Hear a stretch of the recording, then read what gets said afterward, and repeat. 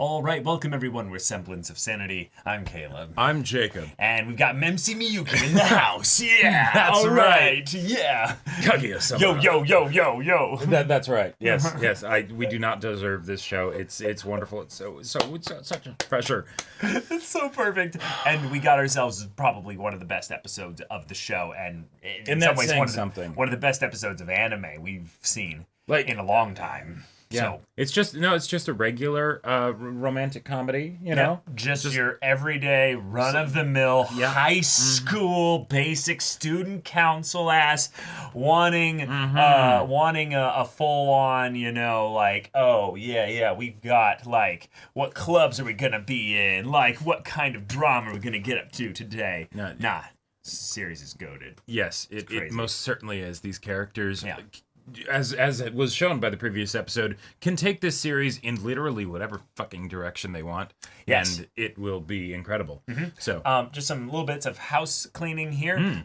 We were given the feedback about the fan subs being ones that have stirred up some controversy. Oh. We are okay with the way things have gone because there were some things. Remember with the thing with the sky and the blue ass? Oh, right. Yeah, we had that explained to us. Mm-hmm. We're okay with the way things are different, y'all. Yep. That's something that I know some people aren't okay with.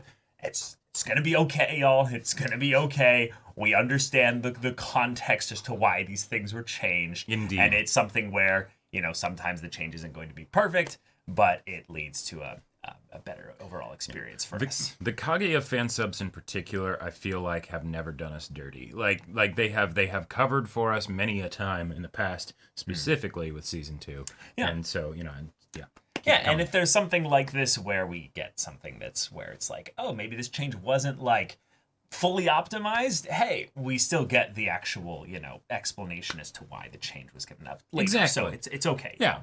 But yeah, we're really excited to have maybe some understanding from Kaguya that this is something where her actions could lead to some really good momentum between her and Miyuki. Because Miyuki made some big moves, and of course Haruka took the full kind of character weight last episode. But I mean, Kaguya, now it's your turn.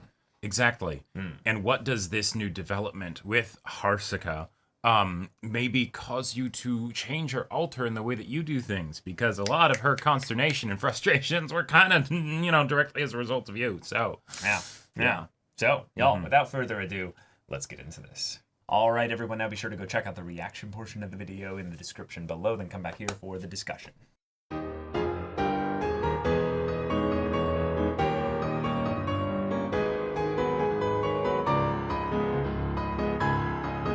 Oh my god. You gotta love a good comedy anime.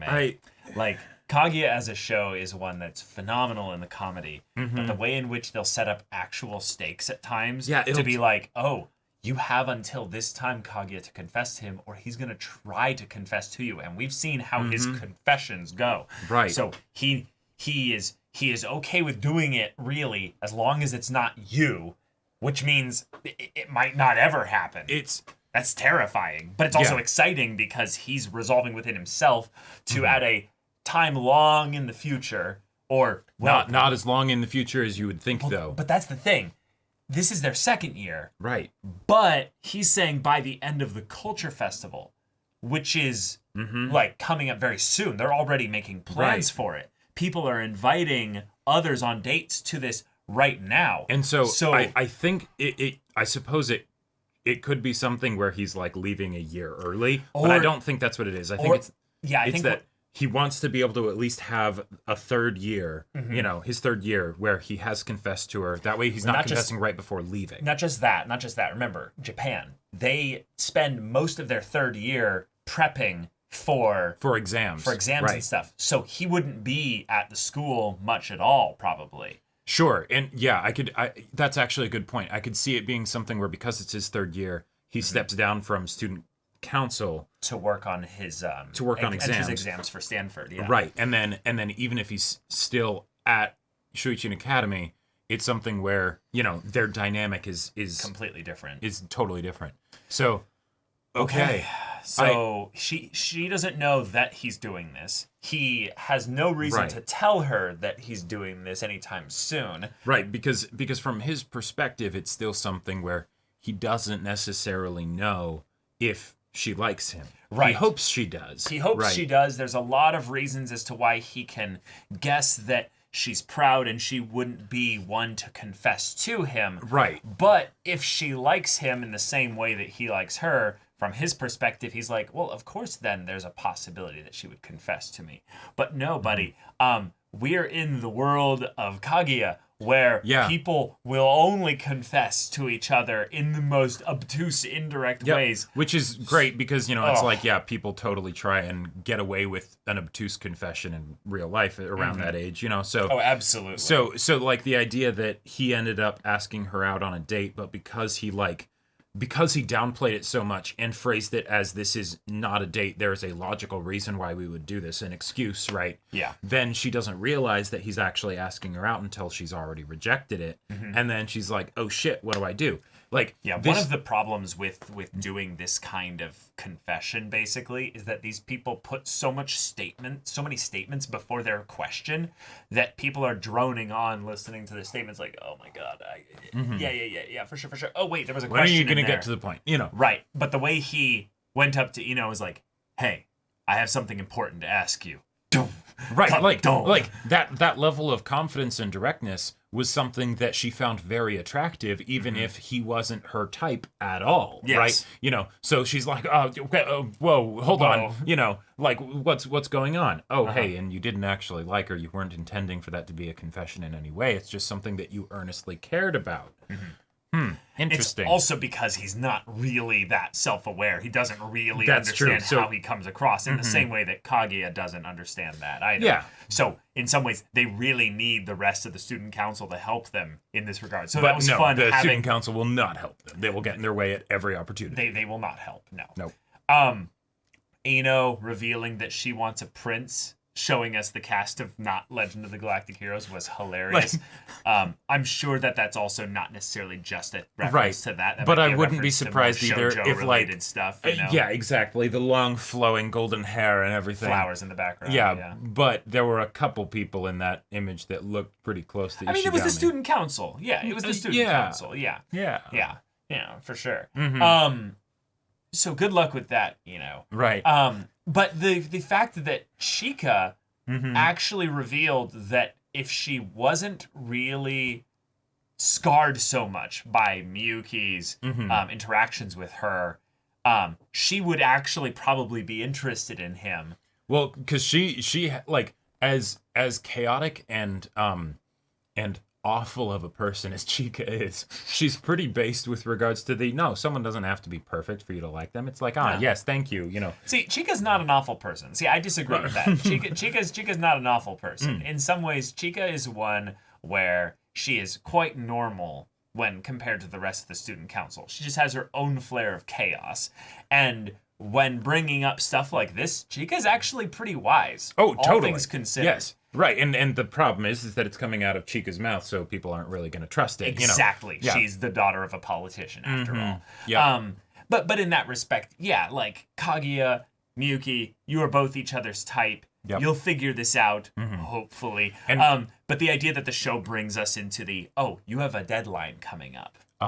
Like, I think shit's about to get real. One of the things that blows me away the most about this show, and it's just one of my favorite things about it in general, is how it can turn on a dime. And I feel like comedy and anime sets things up to where you can introduce elements that are vastly tonally different to each other and have it work because of the artistic medium that it's in, and the way that you can have things be exaggerated and have it still fit and stuff like that. And being able to be like, oh yeah, fun show, all that stuff, all of a sudden, hey, you're going to be going to another country, and you're never going to see your crush again, or for a long time, right? It's like this is basically the end of the world for you, right. For your perspective. What are you going to do? Oh shit, yeah, I'm going to need to confess. And there was no debating the fact, right? Like it was clear to Miyuki that he's like, well, if I can't get her to confess, then I will have to. That's a non-negotiable, right? One of us is going to confess to the other, because I'm not going to let this just be something where, yeah, I go off to America or whatever, and and just, who knows what would have happened, right? No. So, okay, and cool. His father supports student marriage. Fucking Dio showed up to Kaguya-chan. That gag. It sent me. The gag of just his father just being Dio is the funniest shit. Oh, yeah. They keep doing it over and over again. And the way in which they played it off with Hayasaka's mom, who Hayasaka is like, I'm mommy's girl. Right. I'm so glad to see you. Oh, head pats. Oh, that's so nice. Which after the previous episode in particular is like... Is really feel good. But the fact that they might even be setting up a ship here for Hayasaka's mom and Miyuki's father. Yeah. Holy shit, that would be so funny. That would be wonderful. Wait, then it would all be kind of within the family, because Hayasaka's kind of Kaguya's sister in a way. Yep. Like the older sister that takes care of her. Oh, yeah.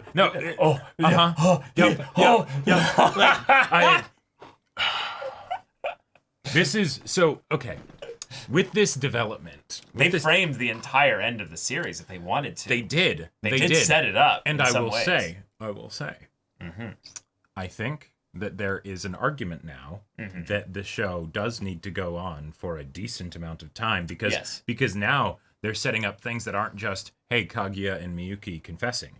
They're setting up things that is a potential thing for after they confess, right? True. Because then there's still the, if he's going to America, he's going to go to Stanford or whatever, and maybe Kaguya isn't because her father wants something else. Like, what do you do? Sure. They might have to say goodbye, whatever. They might have to rescue Kaguya. Sure. And then on top of that, there's the whole thing of, now Hayasaka's mom and Miyuki, his dad, okay, yes, I want to see them actually get together. Like that is very important to me. It might not have any capability of happening in the story, because this is not that kind of story. But also, they could just have that be a throwaway scene at the very end, Because since these are the adults, they're not involved in the student council or whatever, it doesn't have to have any bearing on the conflict of the story, right? It could just be, they get together, and that adds additional hijinks, because then all of a sudden, Miyuki's sister is hanging out with Hayasaka, and just whatever, right? Whatever the show wants to have happen. This is how you do comedy writing foundation, is what you do is you just add variables that are natural extensions of the current variables. Right. Thus, you can then have interactions between those variables, the ones that are already related to each other, literally in this case, but then you can also have them cross-pollinate and have stuff that happens. If you have a situational comedy, which this show is right? Textbook sitcom, yes. Then hey, set up additional fun situations. There you go. Or instigators for the sits. Yeah, exactly. Yeah. All right, we now know about everybody's plans for the future and the ways that's going to draw conflict into the future. And a lot of other people's types here, and maybe a little bit of ways in which, Miyuki, you might be getting a win out of this here. I think there's a possibility that Kaguya understanding that you tried to ask her out gives you a very, very good shot that she will actually confess to you. Right. Like this is one of those things. The best shot you've ever had, but that's like going from 0.1% to like 3%, I want a 300% increase, but I want to break down a little bit and also like externally process why I think what happened in this episode is a great example 3,000% increase of something that is similar and familiar to the like backtracking, like environmental obstacles that keep progress from being made, and yet it's actually a lot of progress. So the actual asking on a date, it did happen, but then they didn't end up going on the date, right? Because of the environmental circumstances and interferences of the other characters. Ha comedy, it's great, right? Yep. And which is one of the things that this show is very much about. But that's environmental circumstances entirely, not just the internal problems of the main two characters. Yeah, you're right. 2, there was no doubting of whether or not it was a asking on a date, right? A lot of the times that's something that will happen, and that will make it so that there truly is no permanent progress, because then the person doesn't actually know. They trick themselves out, right? But Kaguya did pick up on it. She's like, wait, holy shit. He was asking me out on a date. She talked to Hayasaka about it. Right, she talked to Hayasaka about it. And that got her to the point where then she's like, okay, yes, I will reciprocate. I will try and go back on my initial no, right? Mm-hmm. Now we are set up for that to continue because there is no reason for the characters to stop doing that. They know that that's a thing, so it can continue and flourish and grow, and that's going to be awesome. And we are going to be very excited to see a setup there in that regard. But I wanted to talk about the way in which they titled the skit. Oh yeah.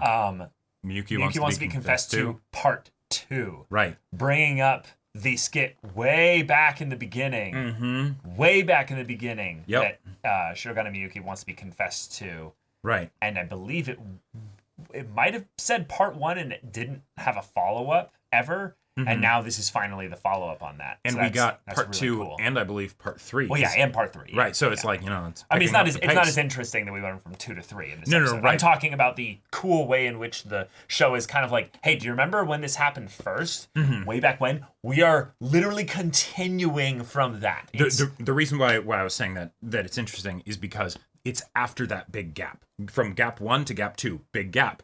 That's what I was saying. Yeah, right. But it's specifically not a big gap between 2 and 3. Well, the pace is picking up. It's right. Yeah. So now we'll see if there's a gap between this and Part 4. This and Part 4. Right. But it probably will be. Yeah. Right, but probably not the same. It's like, yeah, of course. But I'm trying to bring up the point of the 1 to 2 being a very huge deal because it was so long ago that I don't even remember when which Part skit 1 it was. Yeah. Mm-hmm. I don't remember. I'm gonna have to go back and look through seasons 1 and 2 to see where it is. Yeah. So, crazy stuff. But y'all, thank you so much for watching this episode's reaction and discussion. If you want to see the next episode's reaction and discussion right now, though, go check out the link in the description below for our Patreon. You can get on early access there. You can watch full-length timer reactions there, and all this comes with Discord access, so you can chat with us in the community there about this show, about anime in general, and also be sure to check out our Twitch channel. We stream every weekday. The info's in the description. Yeah, so if any of that interests you, we'll see you there. But until then, we're Semblance of Sanity. I'm Caleb. I'm Jacob. And we'll see you all next time.